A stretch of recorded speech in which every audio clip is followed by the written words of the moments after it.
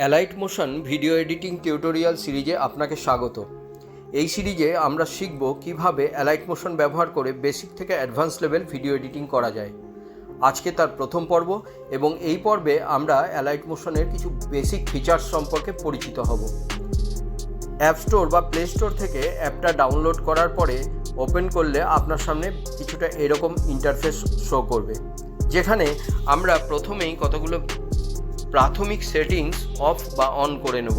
তার জন্য আমরা একদম ওপরে বাম দিকে থাকা 3 ডট মেনুতে ক্লিক করে প্রথমেই দেখব যে লো কোয়ালিটি প্রিভিউটা আমার এনাবেল অবস্থায় আছে কিনা। যদি এনাবেল থাকে তাহলে কোনো কিছু করার প্রয়োজন নেই, কিন্তু যদি এটা ডিসেবল অবস্থায় থাকে তাহলে কিন্তু অবশ্যই এটাকে এনাবেল করে নিতে হবে।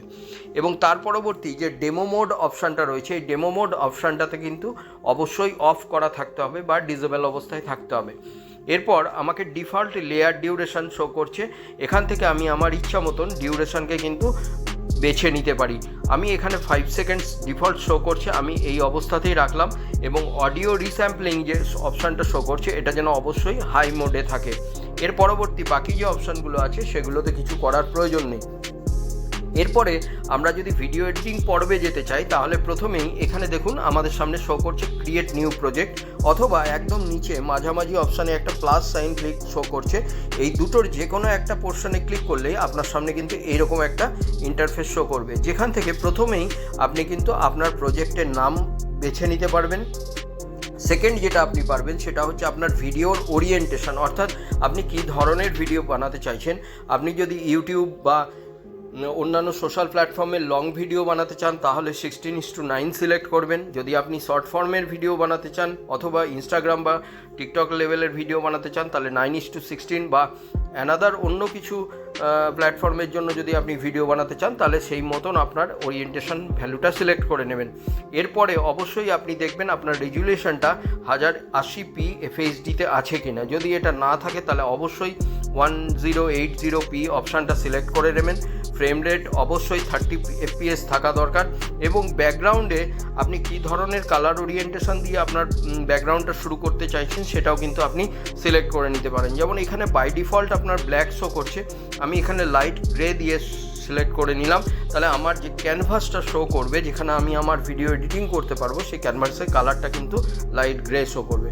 এরপরে আমি কি করব, আমি ক্রিয়েট প্রজেক্ট বলে যে বাটনটা রয়েছে বা অপশানটা রয়েছে, এই অপশানে যখনই ক্লিক করব আমার সামনে কিন্তু এইরকম একটা ইন্টারফেস শো করবে, যেখানে আমি প্রথমেই দেখতে পাচ্ছি আমি 9:16 রেশিও সিলেক্ট করে নিয়েছিলাম। তার জন্য আমার কাছে কিন্তু ওরিয়েন্টেশনটা সেই রকমই এসেছে।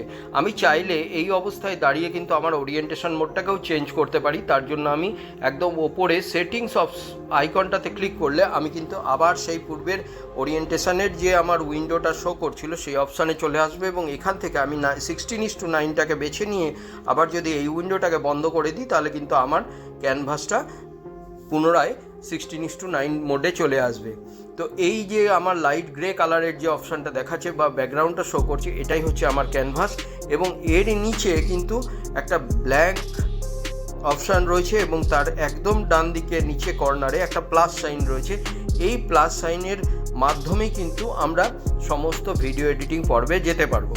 তো প্রথমেই এই প্লাস সাইনে ক্লিক করা মাত্র আমাদের সামনে কিন্তু এরকম ছোট্ট একটা ইন্টারফেস খুলে যাবে, যেখান থেকে কিন্তু আমি আমাদের টোটাল এডিটিংয়ের যাবতীয় সরঞ্জাম পেতে পারি। তো প্রথমেই দেখুন রয়েছে শেপ। এইখান থেকে আমরা কিন্তু বেসিক কিছু শেপস দেখতে পাচ্ছি, যে শেপগুলোর ওপর দিয়ে কিন্তু আমরা আগামী দিনের যে পর্বগুলো আসবে সেগুলোতে কিন্তু আমরা ভিডিও এডিটিংগুলো শিখবো, বা প্রফেশনাল লেভেলে যখন আমরা ভিডিও এডিটিং করতে যাব তখন কিন্তু এই শেপসগুলো আমাদেরকে বিভিন্ন জায়গায় কাজে লাগবে। এরপরে যেটা অপশান রয়েছে সেটা হচ্ছে মিডিয়া, অর্থাৎ এই মিডিয়া অপশান থেকে কিন্তু আমরা আমাদের মোবাইলের গ্যালারিটাকে শো করতে পারি, যেখান থেকে কিন্তু আমরা আমাদের সেভড যে কোনো আমরা অডিও বা ভিডিও ফাইলকে বেছে নিতে পারি ভিডিও এডিটিং করার জন্য। তারপরে যে অপশানটা রয়েছে সেটা হচ্ছে অডিও। এই অডিও অপশান থেকে কিন্তু আমরা আমাদের ভিডিওতে যে ব্যাকগ্রাউন্ডে অডিও চলবে সেটা যদি আমি আগে থেকে রেকর্ড করে রাখি তাহলে সেটাকে আমরা এখান থেকে সিলেকশন করে নিতে পারি। এর পরবর্তী যে অপশানটা রয়েছে সেটা হচ্ছে অবজেক্ট বা এলিমেন্ট। এই অবজেক্ট এলিমেন্টের মধ্যে দিয়ে আমরা কিছু টুলস দেখতে পাচ্ছি, যে টুলসগুলো ব্যবহার করে আমরা 3D লেভেল ভিডিও এডিটিং করতে পারবো, যেটা আমরা কিন্তু আগামী দিনে বিভিন্ন পর্বে শিখব। এরপরে যে অপশানটা রয়েছে সেটা হচ্ছে টেমপ্লেট। এখানে আমার বেশ কিছু রেডিমেড টেমপ্লেটস শো করে বা থাকে, যেগুলো আমরা বিভিন্ন ভিডিওতে ইউজ করতে পারি, যেগুলো আমরা আগামী দিনে শিখব। এরপরে যেটা আছে সেটা হলো ফ্রি হ্যান্ড ড্রয়িং। এই ফ্রি হ্যান্ড ড্রয়িং থেকেও কিন্তু আমরা বিভিন্ন কাজকর্ম করতে পারি। এরপরে যে অপশানটা আমরা দেখতে পাচ্ছি সেটা হচ্ছে ভেক্টর ড্রয়িং, অর্থাৎ এই ভেক্টর ড্রয়িং টুলের মাধ্যম দিয়ে কিন্তু আমরা আমাদের ইচ্ছা মতন লাইন বা শেপস ডিজাইন করতে পারি, যেগুলো কিন্তু আমরা আগামী দিনে কিভাবে করব সেগুলো শিখব। পরবর্তী যে অপশানটা রয়েছে সেটা হচ্ছে টেক্সট। এই টেক্সটের মাধ্যম দিয়ে আমরা কিন্তু ক্যানভাসে আমরা যে কোনো ধরনের টেক্সট ইনসার্ট করতে পারি এবং এই টেক্সটের কিভাবে আমরা সাইজ বা কালার চেঞ্জ করব তার জন্য কিন্তু আমাদের ওপর দিকে বেশ কিছু অপশান শো করবে। তো এইভাবে কিন্তু আমরা বিভিন্ন ধরনের টুলসকে ব্যবহার করে কিন্তু আমরা ভিডিও এডিটিং করতে পারি। তো বেসিক্যালি আমাদের কিন্তু ভিডিও এডিটিং করার জন্য এই টুলসগুলোই প্রচুর পরিমাণে ব্যবহার হবে। তো আজকের ভিডিওটা এই পর্যন্তই। আগামী দিনে এই টুলসগুলোকে ব্যবহার করে আমরা কিভাবে প্রফেশনাল লেভেলের ভিডিও এডিটিং করব সেটা কিন্তু শিখব, বা এই চ্যানেলে সেই ভিডিওগুলো আসবে।